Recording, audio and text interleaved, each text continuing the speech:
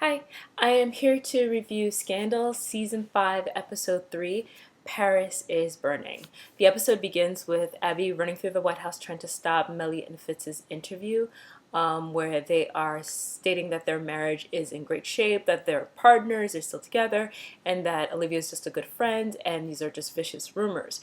All that's recorded before Abby can interrupt, and she uses the Secret Service to pretend that there was an intruder in the White House to get him out of the interview.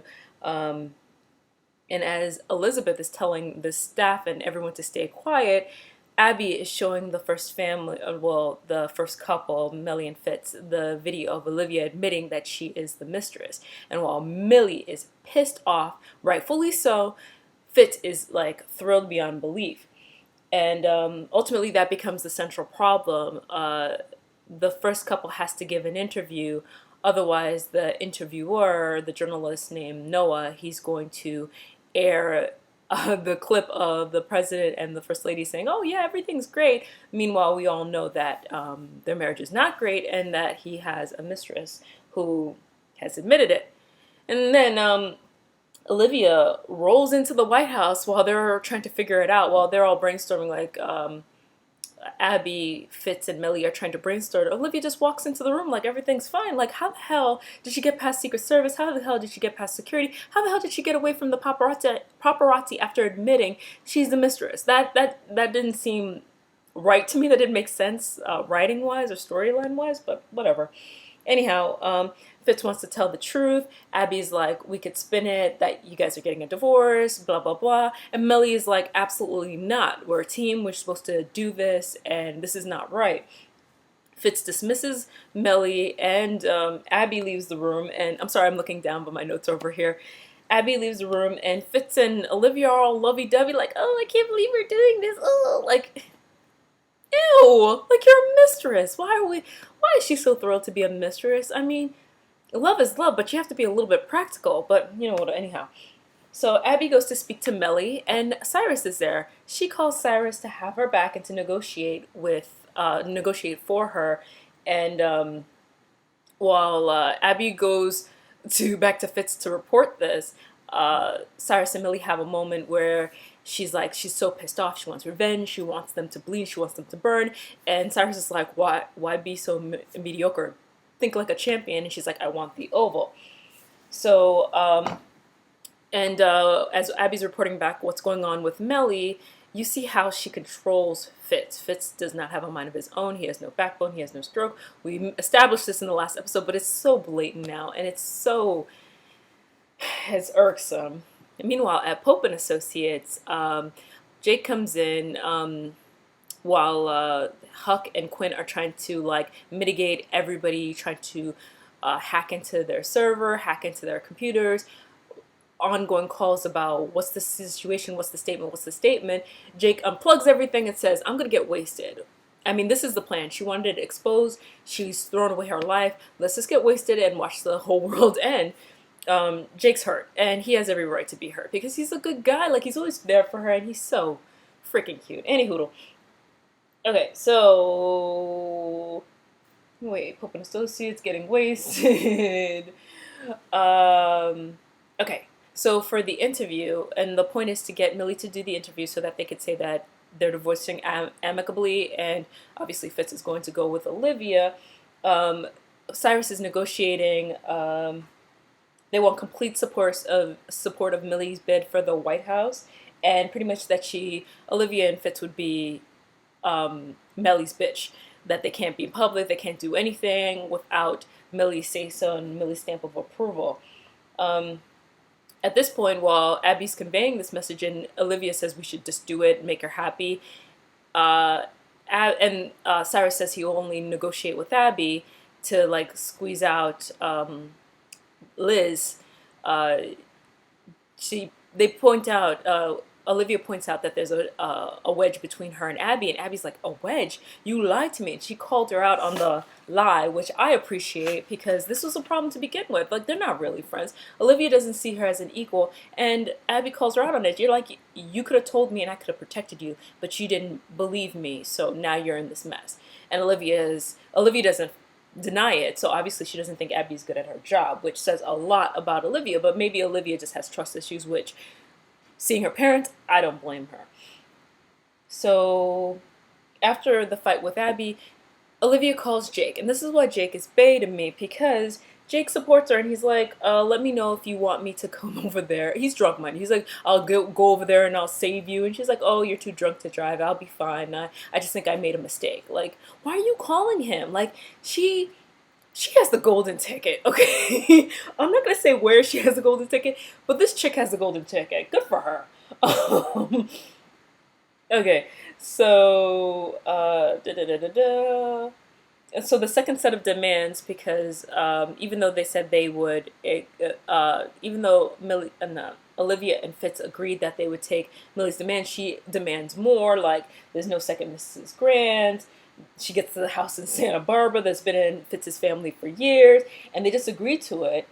And yeah. And while Abby is printing up the kill file, while Abby's printing up the agreement to bring to Millie, um, Liz points out the kill file that they have on Olivia to pretty much point out that she has a reputation for being kind of like, she goes after powerful men, and she's like a social climber in terms of, so this is within her pattern. And Abby's like, no, we're not going to do that, we're not going to do that. Anyhow, Cyrus, okay, so they bring the agreement to Mellie, and she's completely unsatisfied. She's like, this was too easy, I want more. And so Cyrus goes to the the Oval, and you can see he's nervous. He wants back in, and he's all humble and meek and mild. It's an act, because Cyrus is a monster. And he pretty much says, oh, Millie's hurt.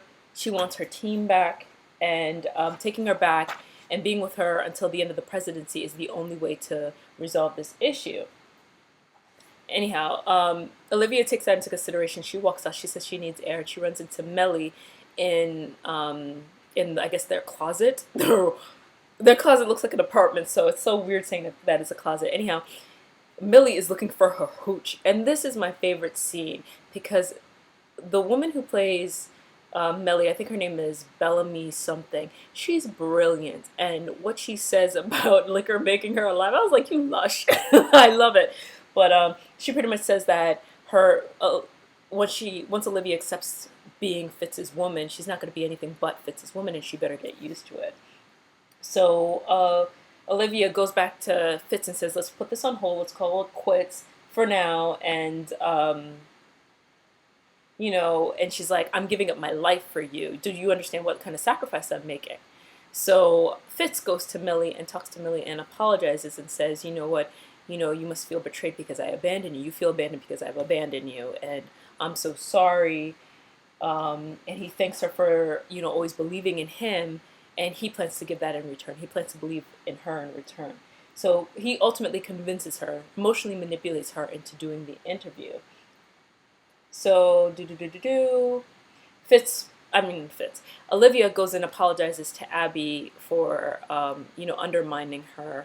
And she says that Abby is good at her job, and Abby's like, oh, I learned from the best, which I think it's so easy. It was too easy to resolve it, because Abby to me is like a spiteful, fiery type of woman.